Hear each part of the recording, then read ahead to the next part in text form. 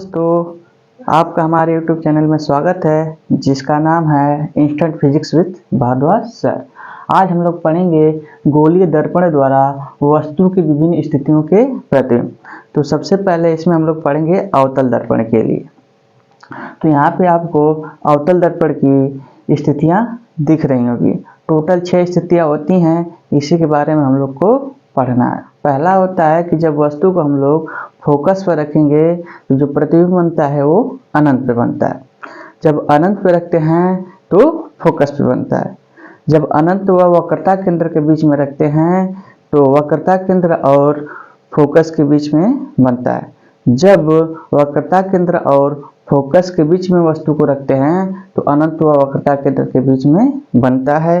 पांचवी स्थिति होती है कि जब वस्तु को हम वक्रता केंद्र पर रखते हैं तो प्रतिबिंब भी वक्रता केंद्र पर बनता है। और छठी स्थिति होती है कि जब वस्तु को हम दर्पण के ध्रुव व फोकस के बीच में रखते हैं तो प्रतिबिंब दर्पण के पीछे बनता है, जो एग्जाम के लिए बहुत ही महत्वपूर्ण क्वेश्चन होता है। बार बार एग्जाम में पूछता है।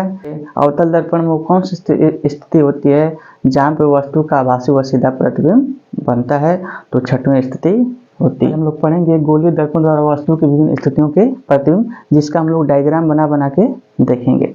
तो सबसे पहले हम अवतल दर्पण के लिए देखेंगे जिसमें 6 स्थितियाँ होती हैं, उसी के बारे में हम लोग जानेंगे। तो पहली स्थिति होती है जब वस्तु को हम लोग अनंत पे रखते हैं तो इसका जो प्रतिबिंब होता है वो फोकस पर बनता है। दूसरी जो स्थिति होती है जब वस्तु को हम लोग फोकस पे रखेंगे तो प्रतिबिंब कहाँ बनेगा? अनंत पर बनेगा।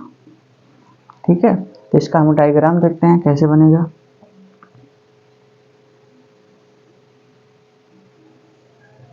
अवतल दर्पण के लिए देख रहे हैं, तो अवतल दर्पण बना लिया हमने। अब आप लोग को पता होना चाहिए कहाँ पे ध्रुव होता है, कहाँ पे फोकस होता है, कहाँ पे वक्रता केंद्र होता है। तो यहाँ पे जो एकदम बीचों बीच होता है वो क्या होता है? ध्रुव होता है। यहाँ पे जो होगा ये फोकस होगा और यहाँ पे क्या होगा? वक्रता केंद्र होगा। अब मानते हैं वस्तु अनंत पर रखी गई है। मान लीजिए बहुत दूर रखी गई है, जिसको हम लोग क्या करते हैं, इसे ऊपर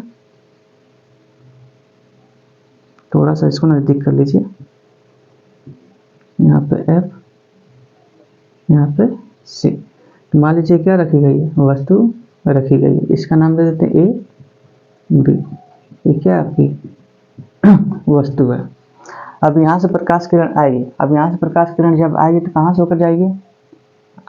समांतर हो जाएगी। ठीक है, तो पहले यहाँ से फोकस से होकर जाएगी तो क्या? मुख्य अक्ष के समांतर हो जाएगी। तो पहले हम लेकर आते हैं किरण, मुख्य फोकस से गई तो क्या हो गई?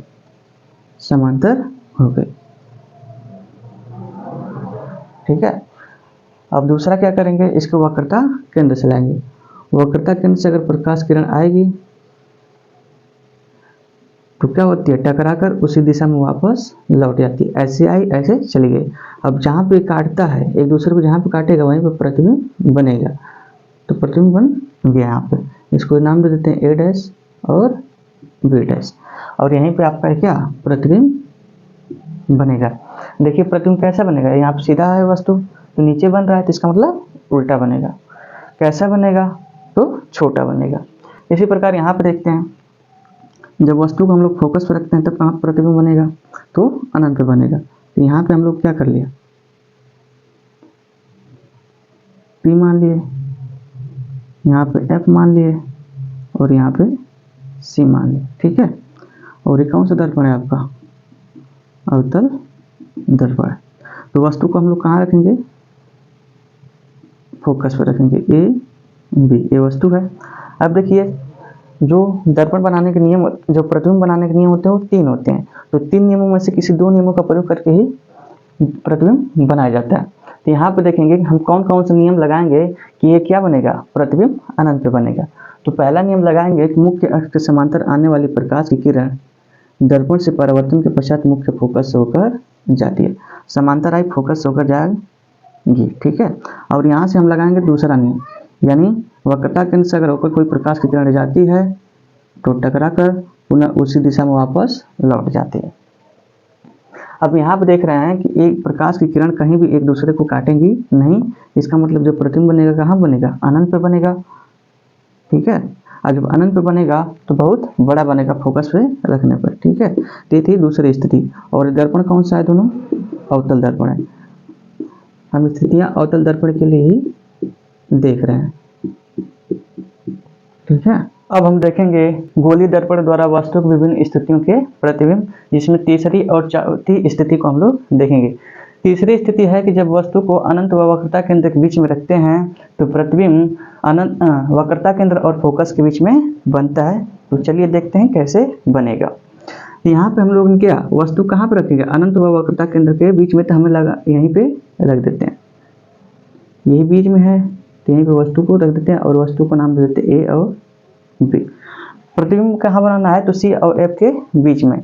तो तीन नियमों में से किसी दो नियमों का प्रयोग करके ही हम लोग प्रतिबिंब बनाएंगे। तो यहाँ पे देखते हैं, पहला नियम लगाएंगे कि जब समांतर आता है तो कहाँ से, मुख्य फोकस से होकर जाता है। ठीक है, ऐसे चला जाएगा।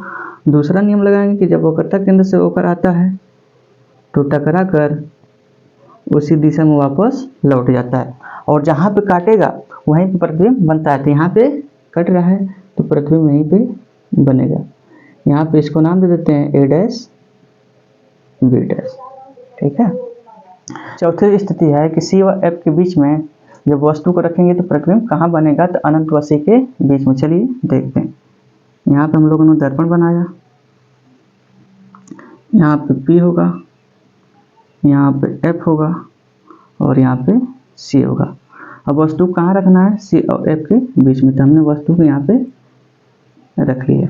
ठीक है, अब कौन सा नियम लगाएंगे, तो पहला नियम लगाएंगे कि जब प्रकाश किरण समांतर आती है तो कहाँ से होकर जाएगी, मुख्य फोकस से होकर जाती है। दूसरा नियम लगाएंगे कि मुख्य फोकस से होकर जाती है तो कहाँ, समांतर हो जाती है, और जहाँ पे काटेगी वहीं पे प्रतिबिंब बनेगा। तो यहाँ पे काट रही है तो इसका मतलब प्रतिबिंब यहीं पे बनेगा। इसका नाम देते हैं ए डैश बी डैश। ये सी दिख रहा है, ये डैश डैश कर देंगे तो यहाँ पे इन्फिनिटी हो जाएगा। तो प्रतिबिंब कहाँ बनेगा, सी व अनंत के बीच में।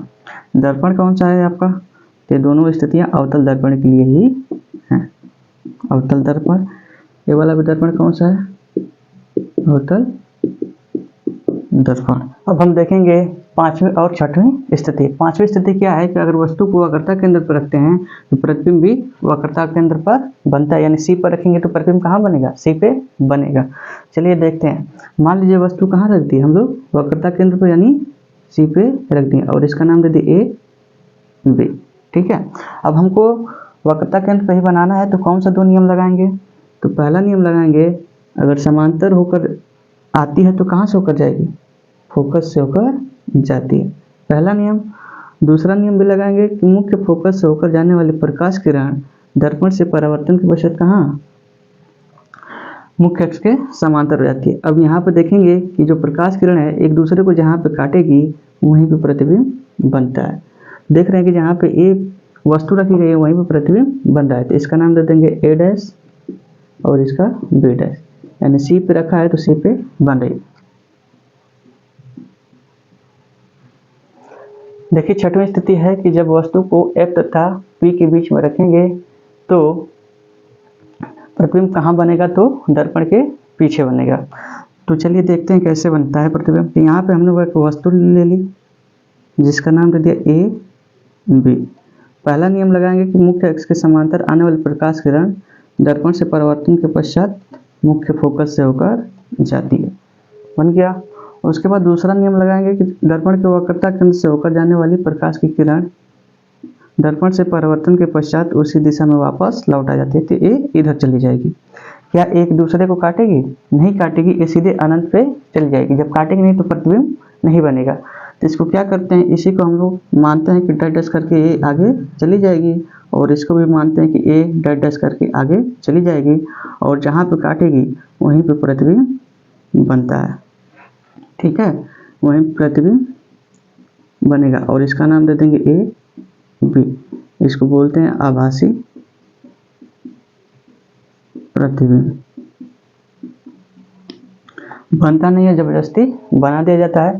और ये वाली जो स्थिति है, छठवीं स्थिति, बोर्ड एग्जाम के लिए बहुत इंपॉर्टेंट होती है, महत्वपूर्ण होती है, तो आप लोग इसको देख लीजिए। अब हम पढ़ेंगे उत्तल दर्पण के लिए। उत्तल दर्पण की विभिन्न स्थितियों के लिए प्रतिबिंब की रचना या आरेख। तो इसमें नोट में आप लोग देख रहे हैं कि लिखा है कि वस्तु की प्रत्येक स्थिति में, यानी वस्तु को आप कहीं भी रख देंगे तो जो प्रतिबिंब बनेगा P तथा F के बीच में बनेगा। कैसा बनेगा? तो आभासी बनेगा, सीधा बनेगा और वस्तु से छोटा बनेगा। तो यहाँ पे इसका हम डायग्राम देखते हैं कि दो डायग्राम है, एक अनंत पे है और एक वस्तु की प्रत्येक स्थिति, यानी कहीं भी रख दें। तो अनंत पर रखेंगे तो आपको मालूम है कि जब अनंत पर रखते हैं तो जो प्रतिबिंब बनता है वो कहाँ पे? फोकस पे बनता है। ठीक है, तो इसका डायग्राम देखेंगे। मान लीजिए यहाँ पे वस्तु ए भी रखी गई है और मान लीजिए अनंत पे है, तो यहाँ से प्रकाश किरण आएगी। तो जब आपको बताया गया था कि जब प्रकाश किरण समांतर आती है तो कहाँ से होकर जाती है? फोकस से होकर जाती है। लेकिन ये कौन सा उत्तल दर्पण है, तो लगेगा कि फोकस से आती हुई प्रतीत होती है। तो यहाँ से इसको ऐसे मिला देंगे, ठीक है, और इसको पीछे क्या करेंगे? डैश डैश करके मिला देंगे और उधर से देखेंगे तो लगेगा कि यहीं से आती हुई प्रतीत होती है, लेकिन आती नहीं है। और वैसे भी यहाँ पे वैसे ही करेंगे, इसको भी क्या करेंगे? यहाँ से इधर कर देंगे और ये क्या इधर चली जाएगी और इसको डैश डैश करके मिला देंगे। अब देखिए जो दोनों किरणें हैं दोनों क्या हो गए? एक दूसरे को कभी नहीं काटेंगी। इसका मतलब जो प्रतिबिंब बनेगा वो अनंत पे बनेगा। दूसरी स्थिति है वस्तु की प्रत्येक स्थिति में, यानी कहीं भी रख देंगे वस्तु को, तो जो प्रतिबिंब होगा वो P तथा F के बीच में बनेगा, यानी प्रतिबिंब इन दोनों के बीच में ही बनेगा। तो देखते हैं, यहाँ पे हमने ए बी वस्तु लिया है और पहला नियम लगाया था कि वस्तु जो प्रकाश किरण है जब मुख्य अक्ष के समांतर आती है तो मुख्य फोकस से होकर जाती है। लेकिन ये दर्पण उत्तल है तो लगेगा कि मुख्य फोकस से आती हुई प्रतीत हो रही है। अगर इधर से देखेंगे तो लगेगा कि यहीं से आ रही है, लेकिन ये आती नहीं है, ये तो समांतर आती है। अब इसके बाद क्या लगाएंगे? वक्रता केंद्र का नियम। अब वक्रता केंद्र से आपको बताया था कि जब प्रकाश किरण वक्रता केंद्र से जाती है तो टकराकर उसी दिशा में वापस लौट जाती है। तो यहाँ से जब इसको लाएंगे तो ये टकराएगी और टकरा कर पुनः उसी दिशा में वापस लौट जाएगी। लेकिन इसको प्रतिबिंब को बनाने के लिए हम क्या करेंगे? इमेजिन कर लेंगे या मान लेंगे कि ये डैश डैश करके यहाँ तक आई थी और जहाँ पे कटेगी वहीं पे क्या बनेगा? आपका प्रतिबिंब बनेगा। अब देख रहे हैं कि जैसे वस्तु है वैसे ही प्रतिबिंब बन रहा है। तो कैसा वह प्रतिबिंब बनेगा? आभासी बनेगा और सीधा बनेगा। और देख रहे हैं कि वस्तु बड़ी दिख रही है लेकिन प्रतिबिंब छोटा है, तो वस्तु से छोटा प्रतिबिंब बनेगा। तो यही था इसका लास्ट पॉइंट।